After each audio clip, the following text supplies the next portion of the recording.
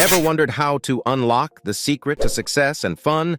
Well, you're in for an amazing treat because today we're looking deep into how to achieve success and happiness with the 7 Habits by Stephen Covey. This is the roadmap to a better life, and it all starts here, right now. It's going to be an incredible journey, so get ready, subscribe to the channel, and let's get started. Now let's dive headfirst into the first topic from How to Achieve Success and Happiness with the 7 Habits by Stephen Covey. And that is, be proactive. Imagine you're in control, being the captain of your ship or the pilot of your plane. That's what being proactive is all about. It means you don't let life's storms push you around. Instead, you grab the wheel and steer in the direction you want to go. Now let's meet our friends Mike and Lisa to see this in action.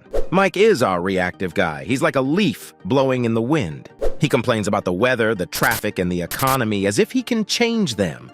That's what reactive people do. They focus on things they can't control. On the flip side, we have Lisa. Lisa's proactive. She's the captain of her thoughts. Instead of waiting for the weather to change, she brings an umbrella. She's not stuck in traffic, she plans her route to avoid it. And the economy. She's building a lifeboat with savings and investments. Lisa shapes her life because she's proactive. Being proactive is like saying, I'm in charge. It's admitting that sometimes life throws lemons, but you're not waiting for lemonade to magically appear. You're squeezing those lemons and making your own sweet drink. Imagine a menu with a variety of dishes. That menu is life, and you're the diner. Being proactive means you choose your dish wisely. You're not stuck with whatever's served. You decide what's best for you. Now let's introduce a special word, responsibility. Being proactive also means taking responsibility for your life. You're not blaming the chef for a bad dish, you're choosing a better one next time. Proactive people choose their words carefully. Instead of saying, I have to do this, they say, I choose to do this. By using these words, they take responsibility for their choices. Adding on to this, there's the concept of the circle of influence and the circle of concern by Covey.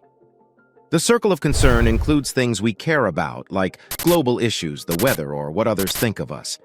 But the circle of influence is smaller and contains things we can control. Being proactive means focusing on what's inside your circle of influence, where you have the power to make a difference. For example, you can't control the weather, but you can choose to carry an umbrella.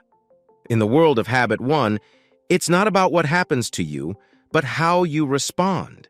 And this isn't just for big life changes, it's for everyday moments too. Think about your morning routine. Instead of hitting the snooze button for the 3rd time, you can choose to wake up and start your day with energy. Small choices lead to big changes. The next topic from How to Achieve Success and Happiness with the 7 Habits by Stephen Covey is all about beginning with the end in mind. Having a clear picture of what you want your life to be is like having a map to guide you on a journey. Think of life as a series of crossroads where you must make choices. Some of these choices are well lit, like a sunny day, where you can clearly see where the road leads. Others are dark, like a moonless night shrouded in uncertainty. Now consider which path you would choose. Most of us would instinctively pick the well-lit road because it offers a sense of direction. It's like a guiding star in the night sky.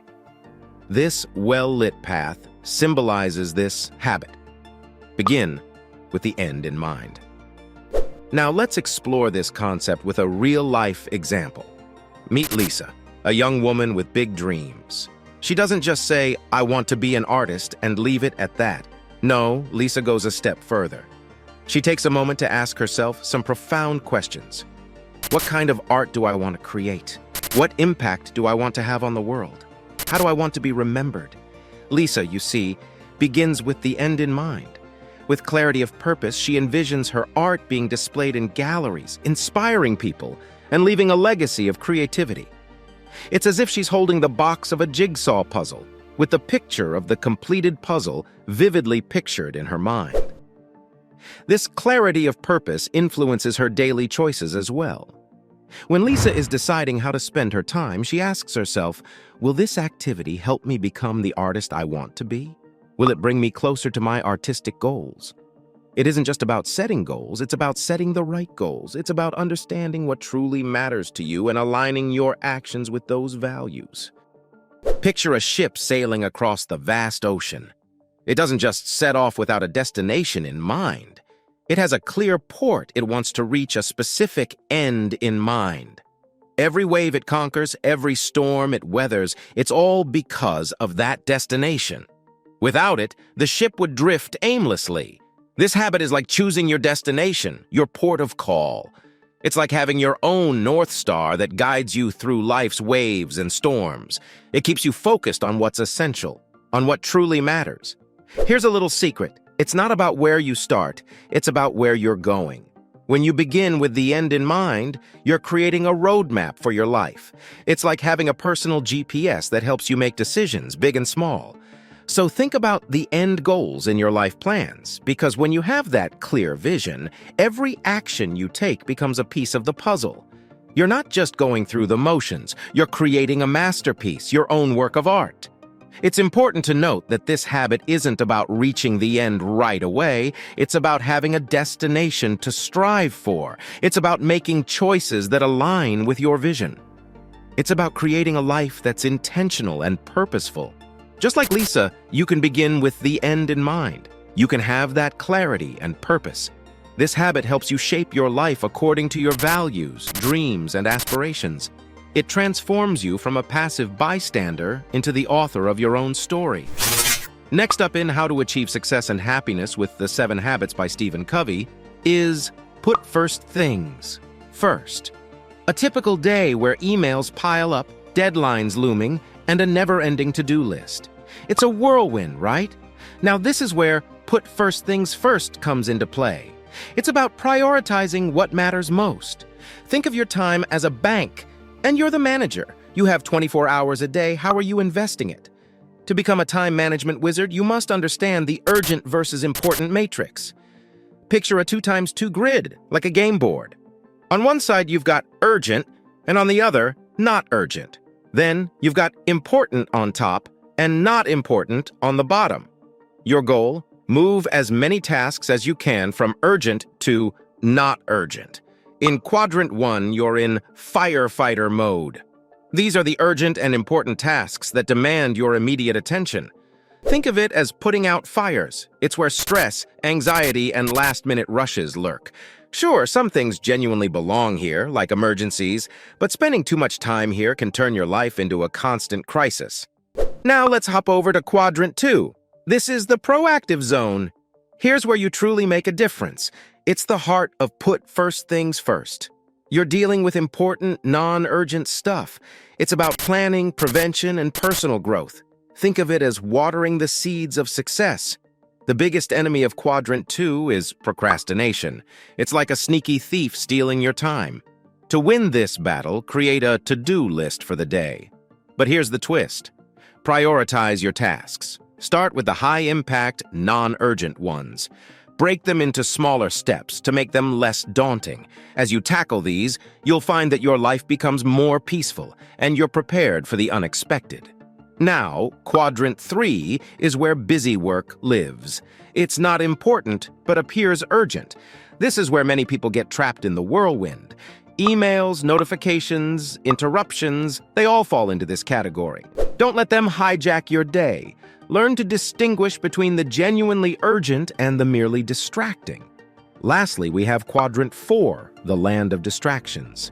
These are tasks that are neither urgent nor important. It's where you find yourself lost in time-wasting activities like endless scrolling on social media or watching cat videos. To free up your valuable time, limit your visits to this quadrant.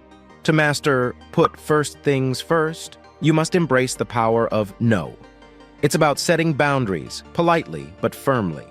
You can't do it all, and that's perfectly okay. By declining tasks that don't align with your goals, you create room for what truly matters. In the end, put first things first isn't just about time management, it's about life management. By focusing on Quadrant 2 and resisting the temptations of Quadrants 3 and 4, you're sowing the seeds of your future success. You're investing in yourself, your goals, and your happiness. And remember, it's not about doing more. It's about doing what truly matters. By the way, if you're enjoying this video so far and want more content like this, comment the word "more" so I'll notice. Now, let's move on to the next habit on how to achieve success and happiness, that is, think win-win. In the world of habits that make you highly effective, there's one that stands out as a true game changer. Think win-win. This habit is all about creating situations where everyone can walk away as a winner.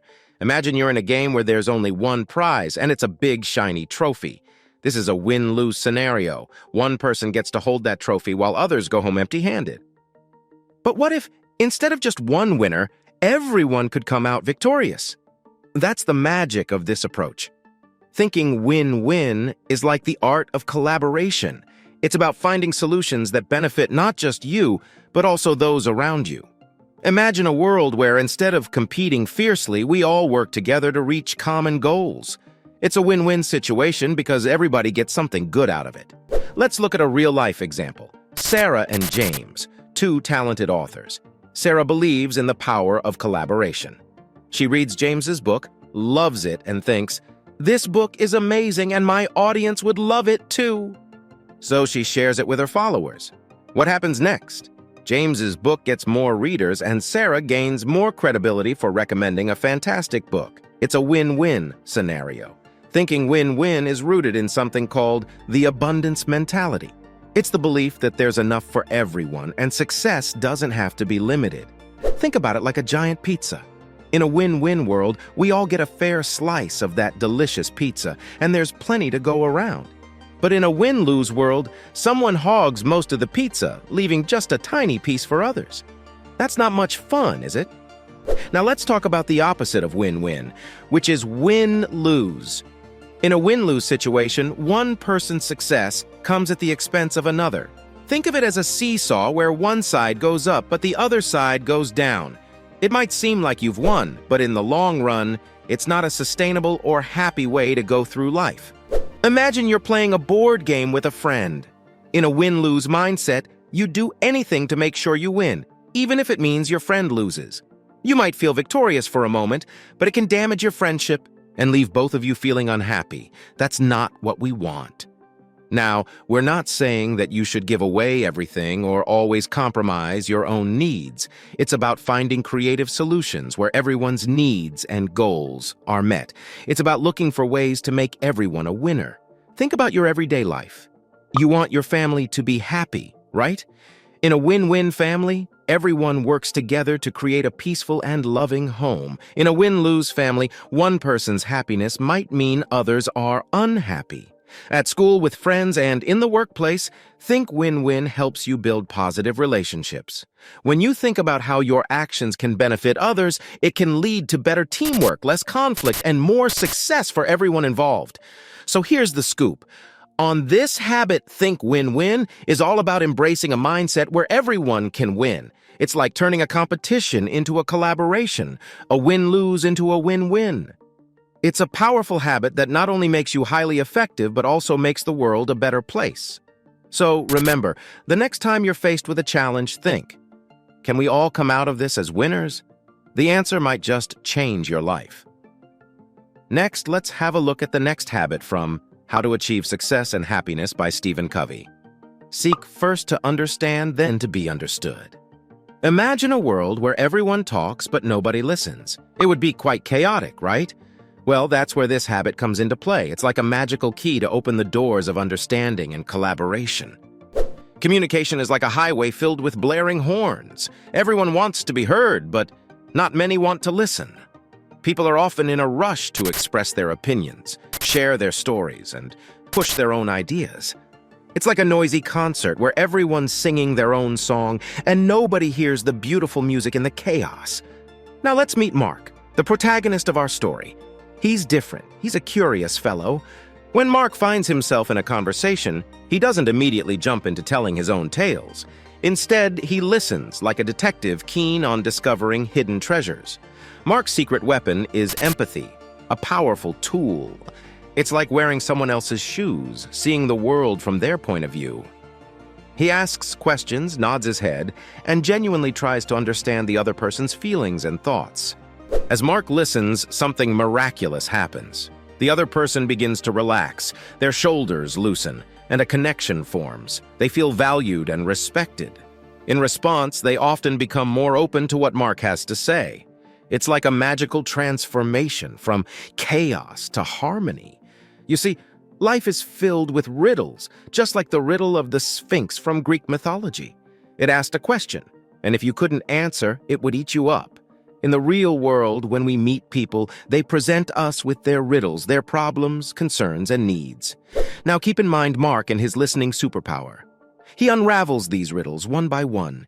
He understands the issues, and then, when he speaks, his words are like keys that unlock solutions. Mark's approach creates a dance of mutual understanding. In this dance, two people move together, sharing their thoughts, feelings, and ideas. It's a harmonious waltz where they take turns leading and following. Each partner contributes, and they create something beautiful together.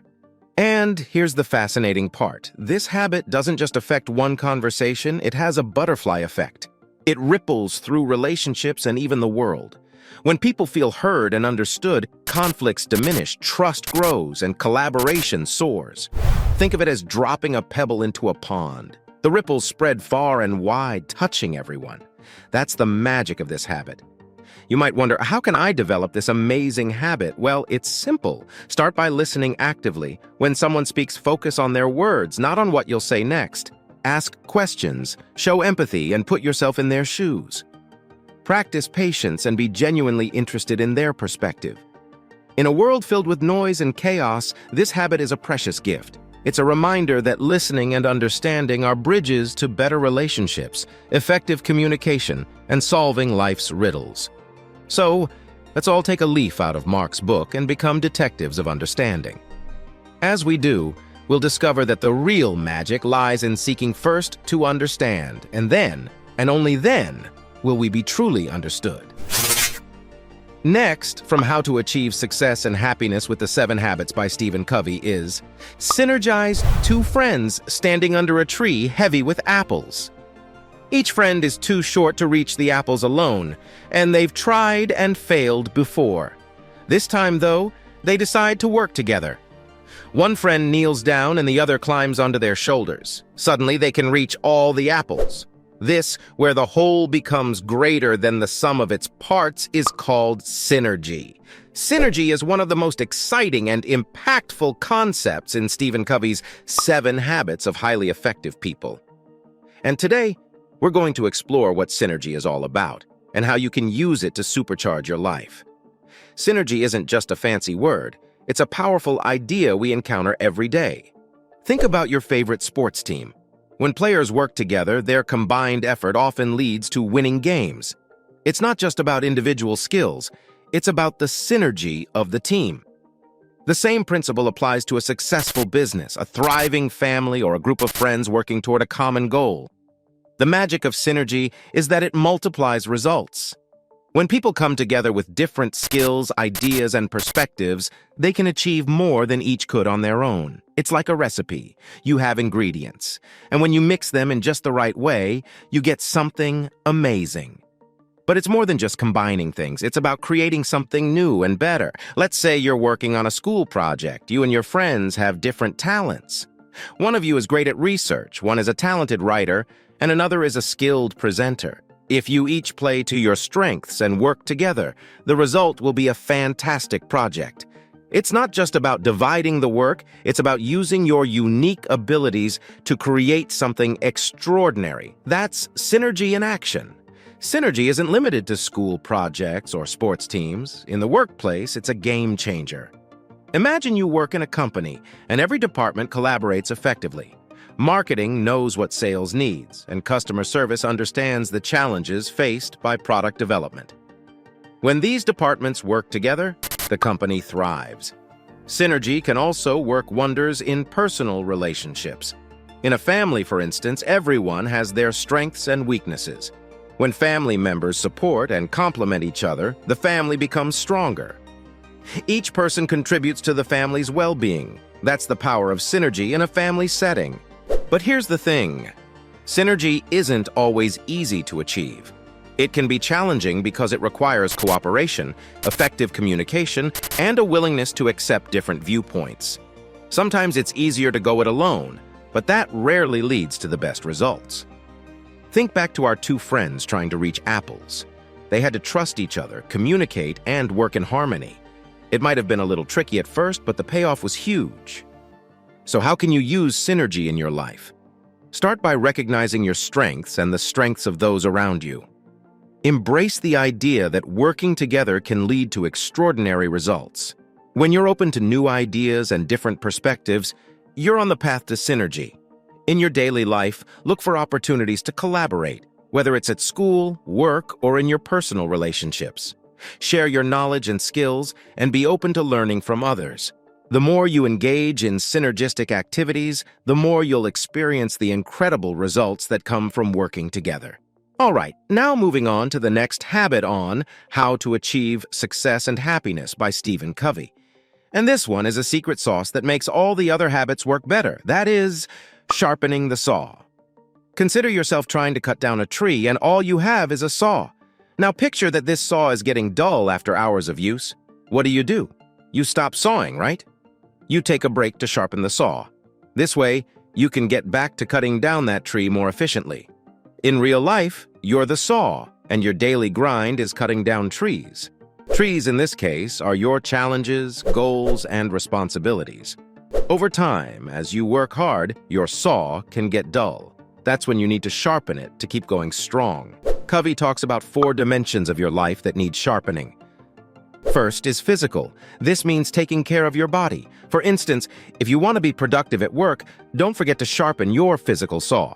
Get enough sleep, exercise regularly, and eat healthily. This way, you'll have the energy and focus to tackle your daily tasks. Then there is mental. Sharpening your mind involves learning new things, reading, problem-solving, and staying curious. A sharp mind helps you cut through the challenges of life.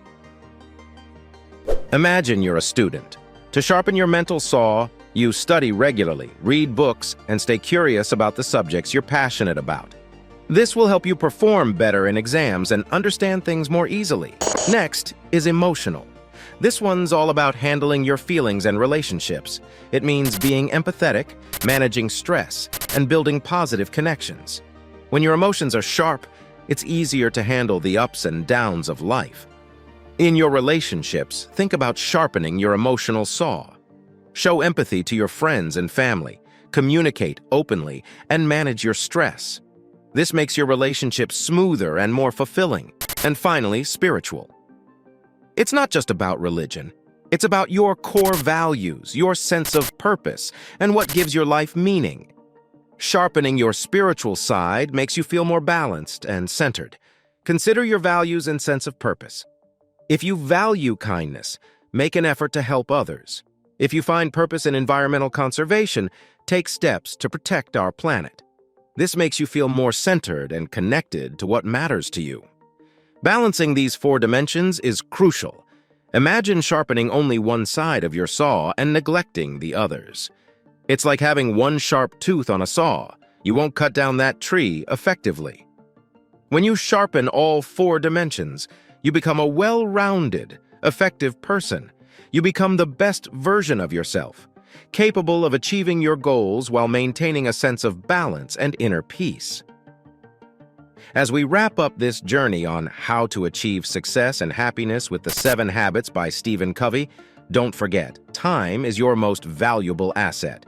So are you ready to make the most of it? Tell us in the comments, what's one proactive change you're going to make today to put first things first? We can't wait to hear your thoughts. Now, if you're interested, get any audiobook of your choice for free using the link below the video. This video is for educational purposes only and does not constitute investment advice. It is important to conduct thorough research and consult with financial professionals before making any investment decisions. I recommend you watch the next video in our series. Don't hesitate to share this video, subscribe to our channel, and share your thoughts in the comments section. Thanks for watching, and I'll see you in my next video.